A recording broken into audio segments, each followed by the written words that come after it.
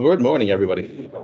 So in the last lecture, we were in the middle of implementing an iterator for our array-based list. Right? Remember how the iterator works? So in Java, the way Java models its iterators, it models the iterator as sitting between elements. Right? So this little blinking cursor here is an example of an illustration of an iterator. If you look at the standard implementation of the array list class. So if you just look it up, so you do like a array list implementation or array list source code, you'll see that in the implementation of their iterator class, it's even called a cursor. So the field for the location is called cursor. So our implementation is a little bit different, but it still gets the right ideas. It conveys the correct ideas. Right? And so our iterator here is this thing in red. And so we're going to keep track of the element in front of before the iterator and the element immediately after the iterator. So the way this thing works is when you call next, the iterator looks at the element that's in front of it and it returns that element, and then it jumps to the next location. Right? So it jumps after you call next, it jumps to, so it's between the 8 and the 9 now. Right? In this particular list, right? When the iterator hits the end of the list, this is the point at which next has to return false, right? So there are no more elements to look at, right? If you try to call next with this iterator, that iterator is supposed to throw an exception. The type of exception it's supposed to throw is called no such element exception. And at the beginning of the iteration, of course, the iterator sits at the front of the list, right? So it's between I guess it's immediately in front of the first element, and I guess there is no element before it. Right? And so we're going to set previous to -1 in this case. Right? So our array iterator class is going to be defined inside of our simple array list class. So it's defined as a private nested inner class. Right? So it's inside the class because nobody needs to know about array iterators. Whoops, sorry. No one needs to use the array iterator class except the RS array list class itself. Right? It's an inner class, so it's not static. Right? The reason it's an inner class is because it's going to need access to the fields of array list. Right? It needs access to the array of elements, and it needs access to the size of the array. The size of the list. Okay. It adds its own fields, right? So next and previous. Has next is easy to implement. Right? You just look at the value of next. Right? If it's less than the size of the list, then you know that there's another element to look at. Next is also pretty straightforward to implement. Right? You first check, is there actually another element to look at? And if there isn't, you throw an exception. Right? Next, you want to get the element at next from the list. Right? And so you can either call get.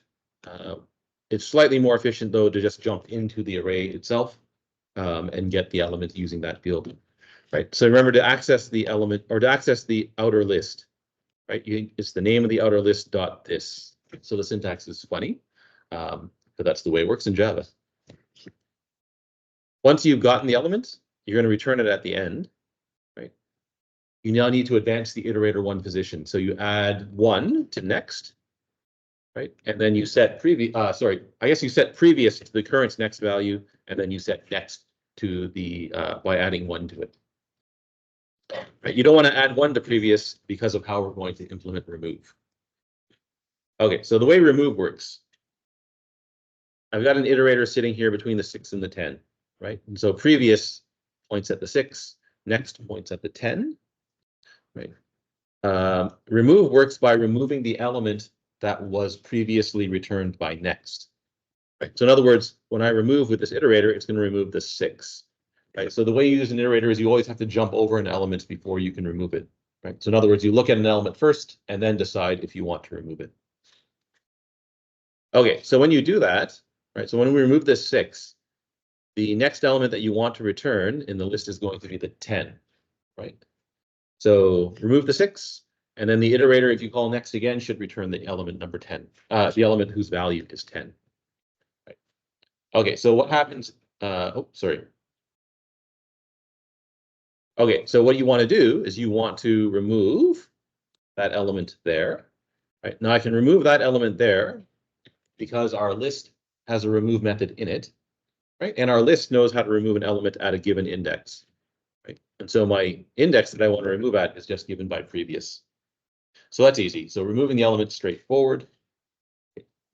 But once you remove the element, right, everything shifts over one position to the left, right? So the 10, 4, 14, and so on, they're going to move over one position to the left. The iterator doesn't move yet, right? And so now you're in this situation here. Right, so all the elements have shuffled over because we removed the element. Now, if you don't adjust the iterator, right, when you call next on this iterator, it's going to return the 4, right? But it was supposed to return the 10, right? And the reason everything's messed up is because the list has moved all of the elements over one position to the left, right, without adjusting the iterator, right? So this is pretty easy to fix, right? If I take next and I subtract 1 from it, right, that moves the iterator back one position. So I can do that, right? So subtract 1 from next.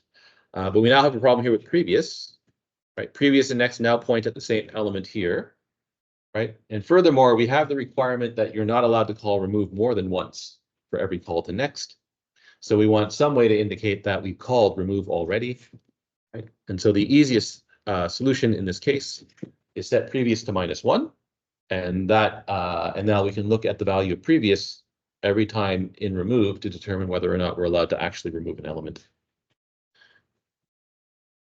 So remove works as follows, right? First check, have we already removed an element for the given call to next? Right. So if previous is -1, we can't remove an element. This also works at the front of the list, right? So when you make a brand new iterator, previous is also -1, right? And so with a brand new iterator, there's nothing to remove. So that should also throw an exception. Right. Assuming that you can actually remove an element, right? Remove the element by asking the list to remove the element. Right, so again, sRarray list.this.remove, right, and remove the element at index previous, right, decrement next, right, and set previous to -1, right. Notice that by using the list version of remove, the list will automatically also decrease the size of the list by 1, right. So the iterator doesn't have to fiddle with the size field belonging to the list, right. And there is a fully functioning iterator for our class. All right, any questions about iterators or implementing an iterator for an array list? So we're going to do the same thing for a linked list now. It's a little bit more, the bookkeeping that you have to do is a little bit more involved with the linked list. Okay, singly linked list. So the end of this lecture, set of lecture slides is the same as the beginning as the next set of lecture slides. So I'm just going to jump to the deck 31. So we want to implement singly linked lists. I don't know what type of list you implemented in your data structures course, whether it's doubly linked or singly linked. You can do both in Java. I'm just going to do the singly linked version of a linked list. So a linked list is just an implementation of a list, right? So a list is an ordered sequence of elements, right? They have a number 0, 1, 2, 3, 4, 5, 6, 7, 8, 9, 10, right? We're going to use nodes, just like we did with a stack and a queue, right? In a linked list, the nodes in the list traditionally have names. So the head node is the first node in the list, and the last node in the list is traditionally called the tail. In a singly linked list, every node has a link to the next node, right? In a doubly linked list, every node has a link to the next node and a link to the previous node, right? And so Java's standard linked list implementation is a doubly linked list. Right. Okay, so a singly linked list though is a little bit easier to implement. There's a lot less bookkeeping that you have to do. It looks a lot like a stack or a queue implemented using nodes, right? So if you just looked at that picture there, you can't really tell if that's a list, a stack, or a queue. It could be any one of the above. If it's a list, we're going to keep track of the head node and we're going to keep track of the tail node. I guess what's important here is that you don't keep track, the list itself doesn't keep track of the nodes in between, right? So if you want to get to one of the nodes in between the head and the tail, you've got to start at the head and then march forward in the list until you get to the node that you're looking for. So of course, the empty list has no head node or tail node, right? So they're both null. Like a stack or a queue implemented using nodes, the structure of a linked list is it's structurally recursive, right? So every node you can imagine is the head node of some other list. Do I do a pick? Yeah, here it is. Right. So here, the first node is the head node here is the head node of the list of length 4. Right. The blue node here, labeled, it's also labeled head, is the head node of a list of length 3. Right. The purple node labeled head is the head node of a list of length 2. And the orange node here is the head node of a list of length 1. Right. So every node is itself a head. Every node in a list is itself the head node of some list. Right. And so there's this method called sublist that we used, I guess, several weeks ago now. Because a list is structurally recursive, that makes implementing sublist very easy for a linked list. Right. Sublist for an array list is a little bit trickier. All right. And again, just like with a stack and a queue, because the thing itself is structurally recursive, you can easily implement a recursive algorithm on a list. Right. So if you wanted to compute the size of a linked list recursively, right, it's a few lines of code. Right. So our size method here calls the recursive implementation of size, right, passing in the head node of the list. Right. And now you're just going to write a little recursive method that counts the number of nodes in the list. Right. So if the node that's passed in is null, right, you've got no list, so your size is 0, so we can return 0 here. Right. Now remember, every node is itself the head node of another list. So if head's not null, I know there's at least one node, right, or at least one element, so that's 1, right, plus however many nodes are in the rest of the list. Right. So I can recursively call recursive size, passing in the next node in the sequence to compute the size of that sublist. Right. And there's your recursive implementation of size. Right. You can also do this iteratively, right? Write a little loop that checks while the node is not null and keep count of the number of nodes. Okay, so we know about generics. We know how to implement these node-based structures. We're going to start out. We also know about interfaces. So we're going to make an S-linked class. So the S indicates simple because it's not a full-blown list, right? So a simple linked list, it's generic, right? So we have some generic element type E, right? It's going to implement our S-list interface. Right. Okay, we're going to make a few changes here.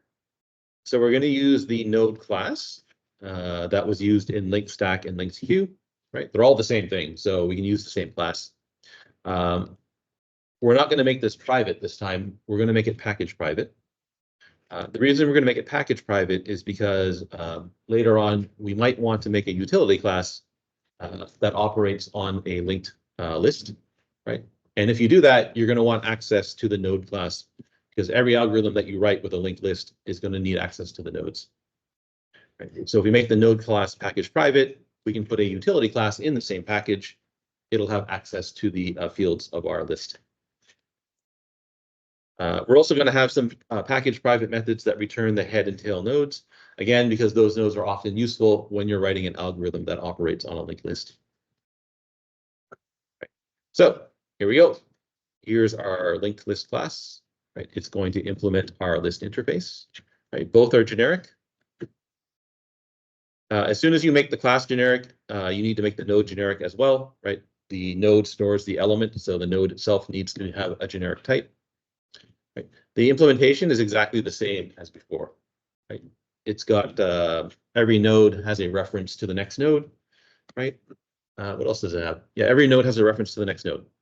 Right. And it has a field that stores the data in the node. Right. Its type will be of type E. It's not private, again, so that we can access the node class from inside the same package. It's convenient to keep track of the size of a linked list. You don't have to, but it's convenient, right? If you don't keep track of the size, you have to calculate the size every time you need the size, right? We want to keep track of the head node. We want to keep track of the tail node. Again, remember, the nodes themselves are generic.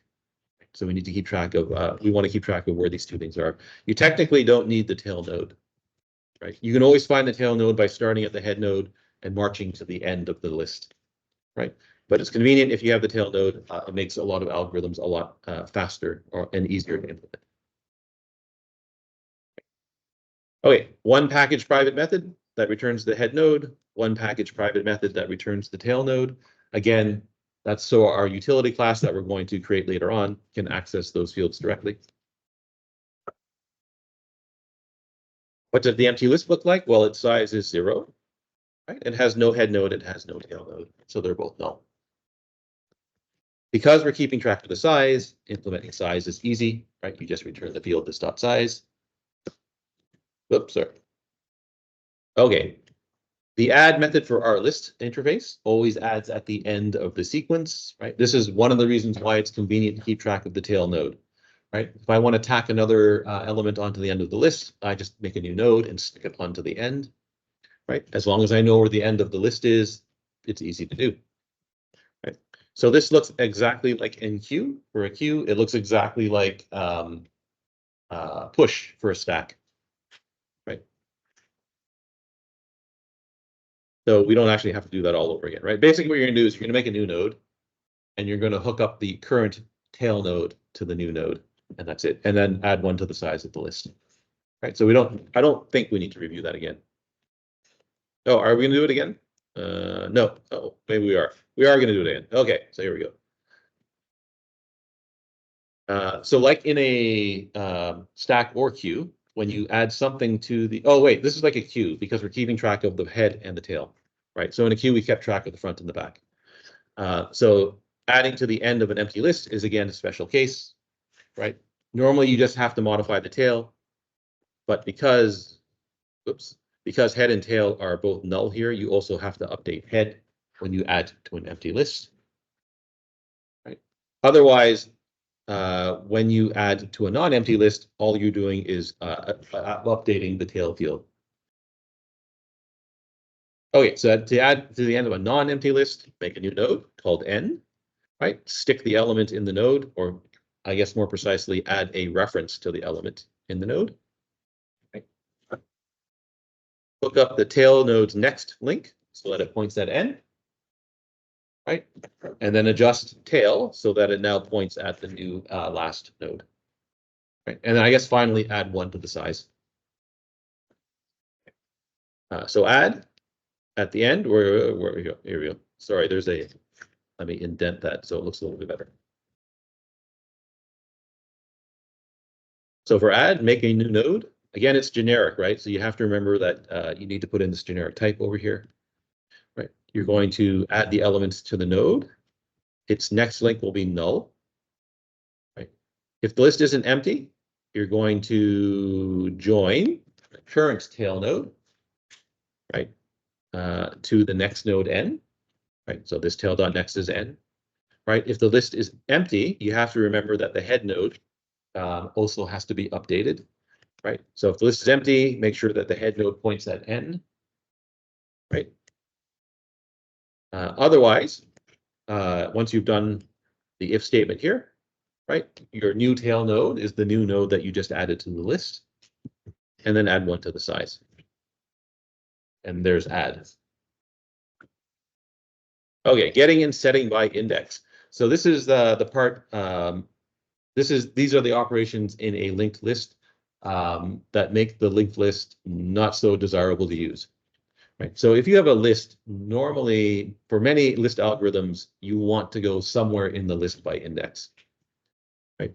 There's other operations too, right? You might want to remove by index. You might want to insert at a particular index, right? If you're trying to solve a problem and that's the operation that you need, and those are the kinds of operations that you need to do, you don't want to use a linked list, right?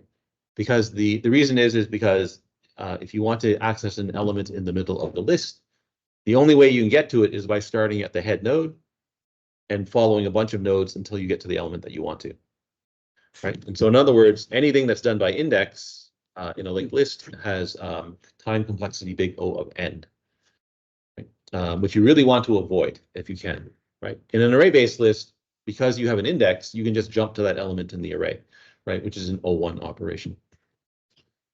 Okay, so performing any operation that uses an index requires that you move to that node, right? Most of our list methods in our interface operate by index. So we might as well implement a method that can move to a certain node, right? It's also useful if you can validate the index, right? The index has to be between 0 and the size -1, right? And then again, I want a method that can move me to a particular node. Right. So validate's easy, right? It's the same thing we've been doing since, I don't know, the first week of the course, right? So an index is valid for a list if it is greater than or equal to 0 and strictly less than the size, right? So if the index is negative or greater than or equal to the size, it's not a valid index for our list. Right. So every time we need to validate the index, we're just going to call validate. Every time we need to move to a particular node, assuming you're starting at the head node, right? We're going to call move to. Right? So move to moves to that index there. It returns the node that we've moved to, right? Notice it's package private, or I guess it could be private here. It's package private here because an ordinary user of the list doesn't need to move to a particular node, right? They don't care about nodes. So that's one of the things you have to keep in mind, right? Anybody that's using the list, they want to work with elements. They don't care that the things are in nodes. And so we never want to expose a reference to a node for an ordinary user of the class. Right. So you're going to pass in the index. There is a special case, right? So if the index is equal to size -1, you know that you want to move to the last node in the list. We've got a reference to that node, right? That's this dot tail. So we might as well just return the tail node, right? Otherwise, you have to start at the head node, and now you've got to follow that many links, right, to get to the node that you're looking for. Right. So in this case, because you know the number of nodes you want to follow, it's easiest to write a for loop. Right? So for I equals 0, I is less than the index, advance n to the next node. You can quickly verify that this works correctly, right? So if index is 0, the loop never runs, and n is the head node. Right? If your index is 1, the loop runs exactly once, and n is this dot head dot next, right? So the second node in the list, and so on and so on and so forth. Right? And so there's your move to method. So we're just going to use this every time we need to move to a node. If you want to do this recursively, you can. You probably wouldn't, but if you wanted to, you could. Right? So move to again. If the index is is equal to the index of the last element in the list, right? Just return the tail node. Otherwise, move to the node starting at the current head node, right? Passing in that index. Right? So the recursive version of move to starts at some node n, right? And it looks at the index. All this is going to do is it's going to count the index down to 0, right? So if move to gets about index of 0, it knows it's done, right? It's reached the node that it wants to get to, right? And all it does is it calls itself, passing in the next node, right? Decreasing the index by 1 each time. So there's the recursive implementation of move to, if you so wanted to implement it that way. Okay, so once you've got move to, get and set are easy to implement. Right? Move to is if your method requires move to, then it's going to be at least in big O of n, right? Because you're following up to n-2 links every time, where n is the size of the list. Right. Gets easy, right? We've got validate, so call validate to check the index. Right. Now move to the element or to the node that contains the element, right? And then return the element in the node. That's it. Okay, so that's easy. Set is easy as well. Okay, so set, the Java implementations of set the element at that index, returning the element that was previously there. Right. So if we're going to do it that way, right, we're going to validate the index. We're going to move to the node. Right. We're going to grab the element that's sitting there. right? So we're going to remember that the old element is n.elem, right? Once we've remembered that, we can go ahead and overwrite n.elem with something else, right? So n.elem is now equal to the new element, and then we're going to return the old element. Okay, inserting at the front of the list. One of the main advantages a linked list has over an array-based list is that you can efficiently add to the front of the list, right? To add to the front of a linked list, you just make a new node and stick it onto the front of the list.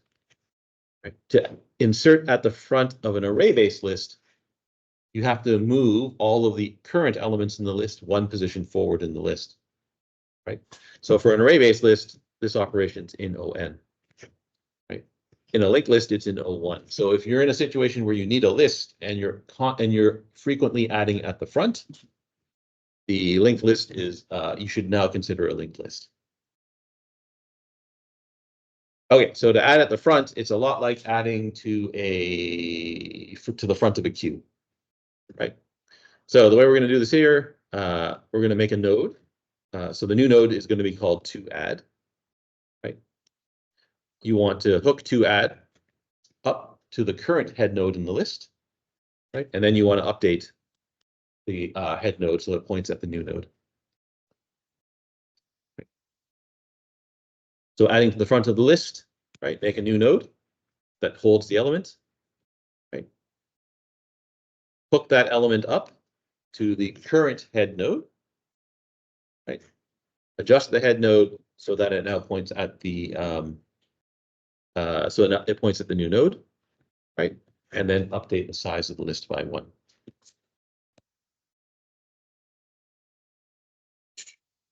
All right. Anybody have any questions about this method? Anybody see what's wrong with the method?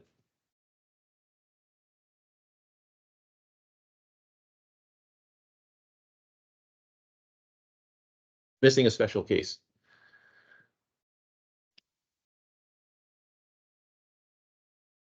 This is one of the this is what sucks about implementing these data structures. There's these special cases that you have to take care of all over the place.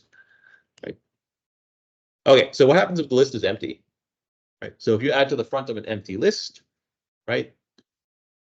So making the new node is always the correct thing to do. Right. If the list is empty, this .head is null. So toAdd.next is also null, which is fine. Right. This head now points at the new node, which is also correct. Right. But if the list was originally empty, right, this .tail is also null. Right. But now you've got a new element in the list. So you have to update this .tail right there. Right. So if the list now has, well, I guess depending on when you update the size. So let's update the size first, right? So now you want to check, is the size of the list 1? And if it is, right, don't forget to update this .tail. Right. So this .tail is now equal to add as well. Right. So special case missing from that slide right there. Okay, so what happens if you want to insert into the middle of the list, right? So when you insert into the middle of the list, you have to do some surgery on the list, right? And so we haven't done this in this course yet. You must have done this in your data structures course, right? If you want to insert an element at index I, right? So I'd like to insert at index 2 in this list, right? You don't want to move to that node, right? The reason you don't want to move to that node is because you actually need to adjust the link at the node in front of it. Right? So if I want to insert here, I have to do surgery on the node in front of it. And so you actually want to move to the node at index I-1. Okay, so first what we're going to do is we're going to move to that node in front of the node where we want to insert. Right? We're going to call that N. We're going to make our new node to hold the element that we're about to insert. Right, we're going to call that toAdd, so that's consistent with our previous slide. Right. I need to remember what the node after N is, right? So I need N, I need the node after it because I need to hook toAdd up to the node after N. Right. So I'm going to make a node. I'm going to make a variable called after, and that points at n.next, or the node after n. Right. We're going to hook n up to toAdd, and then we're going to take toAdd and hook it up to after, like that. Right. So if you follow the sequence of pictures, the code is easy to write. Right. If you try to come up with the code on your own, it's a little bit tricky to do. Right. You then want to increment the size of the list and then return. Right. So ignore the if statement first. Right. We'll deal with that in a second. So this is going to insert at that index, right? Putting that element at that index. Okay, so we're going to validate the index. Right. If the index is equal to 0, it's easier to call add front because we've already implemented add front. Right. So we'll just call add front here if the index is 0. Right. Otherwise, right, we're going to do the steps in the picture. Right. So I want to move to the node in front of the location where I want to insert. Right.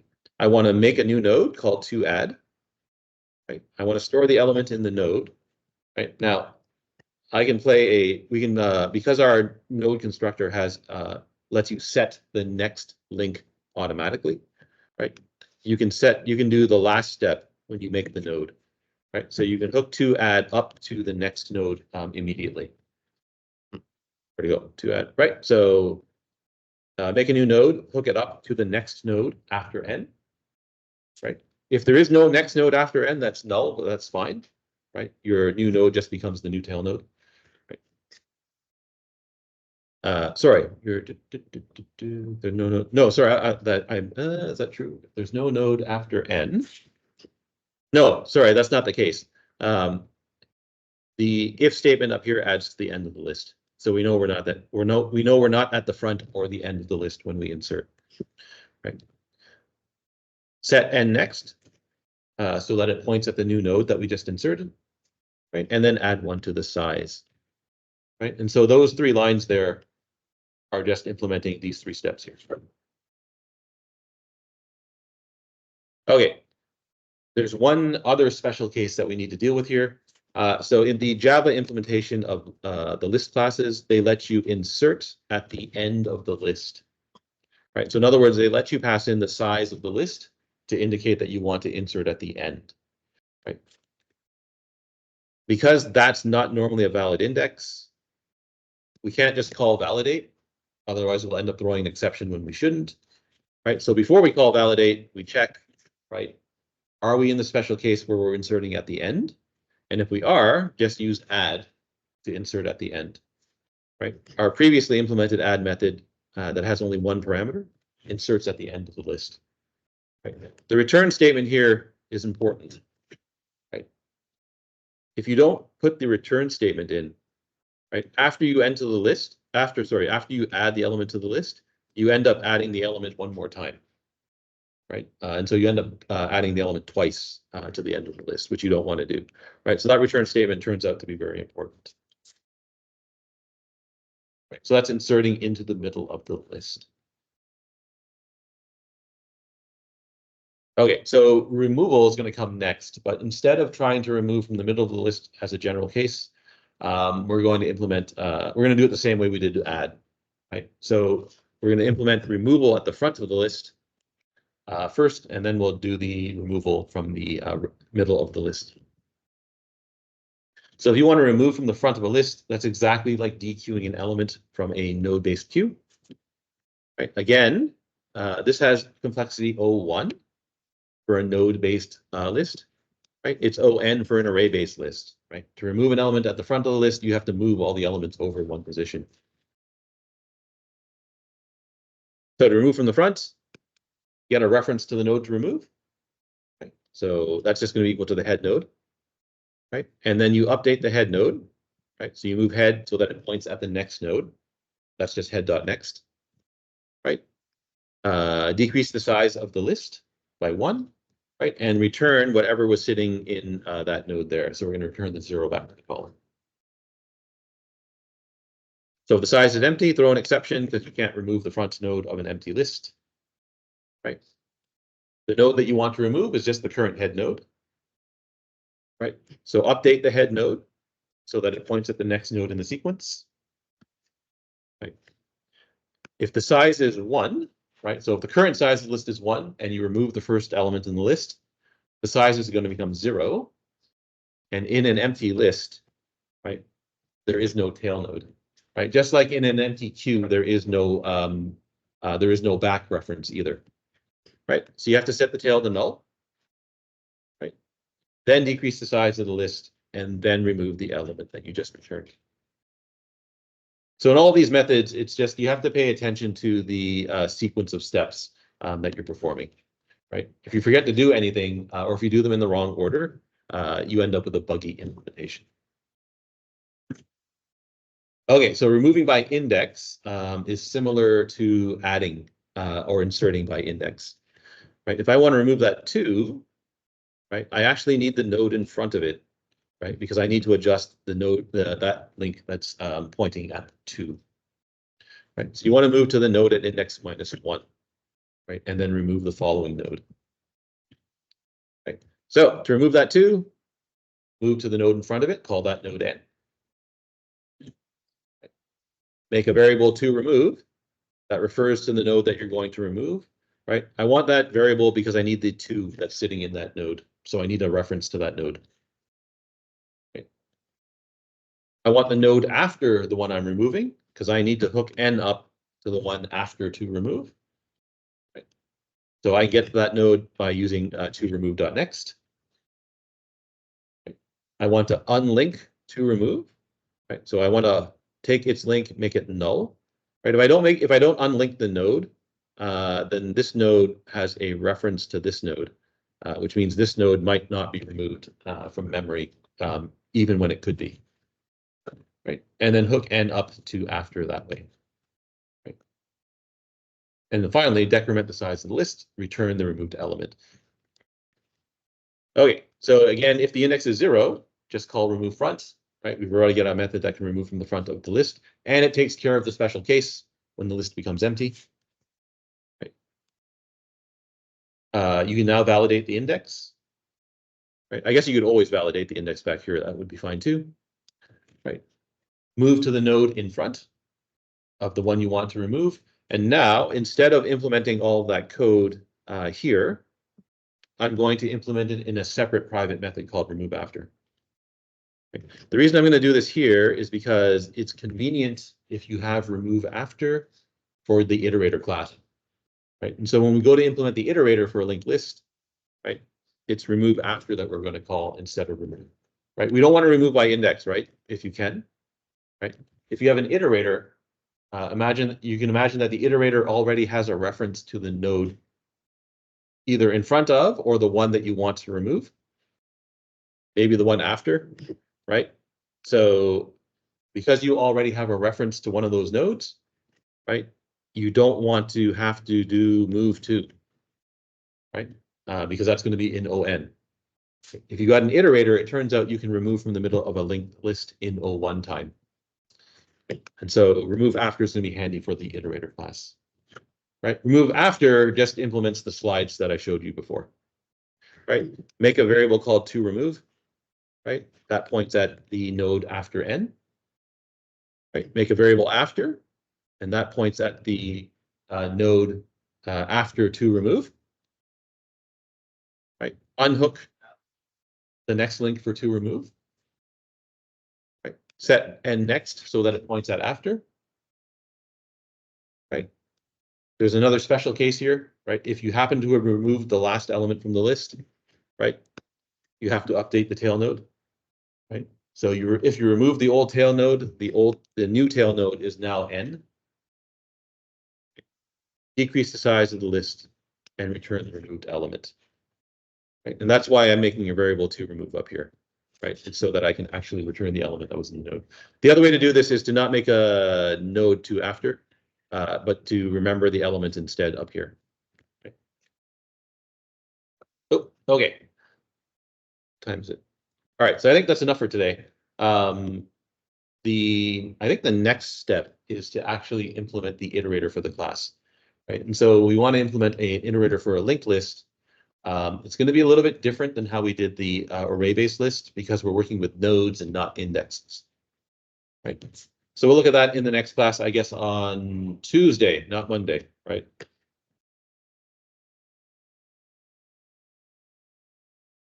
All right. Any questions about what we did today? Super.